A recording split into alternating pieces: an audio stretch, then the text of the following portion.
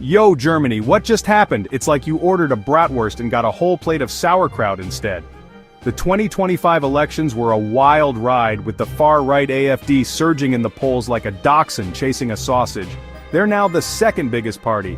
This wasn't your average political shift. The AfD tapped into some serious voter frustration, immigration worries, economic anxieties, you name it.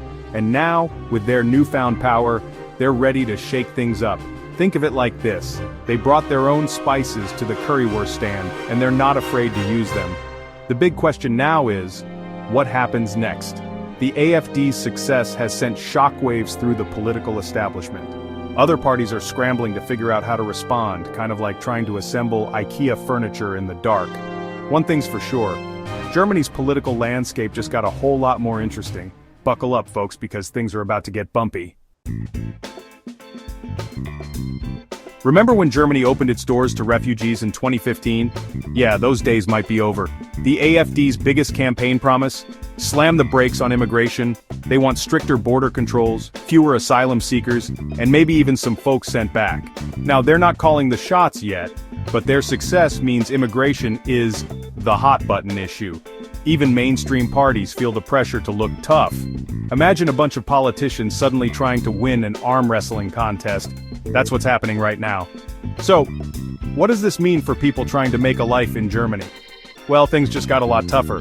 Getting visas, finding jobs, even just feeling welcome, it's all going to be more difficult. And for Germany itself, well, they're facing a labor shortage. Who's going to fill those jobs if they turn everyone away? It's a classic case of, be careful what you wish for, Germany. Hold on to your wallets, folks, because the AfD's economic ideas are about as predictable as a roller coaster ride after a currywurst feast. On one hand, they talk about tax cuts and deregulation, music to the ears of some investors. But their anti-immigration stance, that's got businesses sweating bullets. See, Germany relies on foreign workers. From construction to healthcare, those empty spots don't magically fill themselves. And if businesses can't find workers, say hello to slower growth, stalled projects, and maybe even higher prices for everyone. But wait, there's more. The AfD's love affair with Russia is another economic head-scratcher. Remember those sanctions Europe slapped on Russia? The AfD wants them gone, even if it means cozying up to Putin. Now, Germany's a big player in the EU. If they go rogue on Russia, it could throw the whole European economy into a tailspin. It's like knocking over one domino and watching the whole darn thing crumble.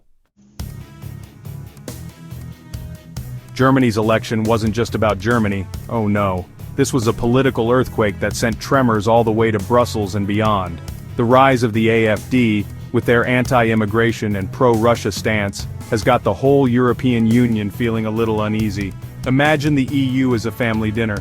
Germany's the slightly uptight but responsible older sibling, always trying to keep things in order. But now they're acting out, questioning the rules, and maybe even sneaking extra dessert. The other siblings? They're watching with a mix of concern and annoyance. The AfD's success could embolden other far-right parties across Europe, who are also peddling anti-immigration and Eurosceptic rhetoric. It's like a bad case of political contagion spreading across the continent. Germany's always been a cornerstone of European integration and stability, but with the AfD's influence, the future of the EU feels a little more uncertain, a little more fragile. The question is, can Europe handle another crisis? Stay tuned, folks, because things are about to get very interesting.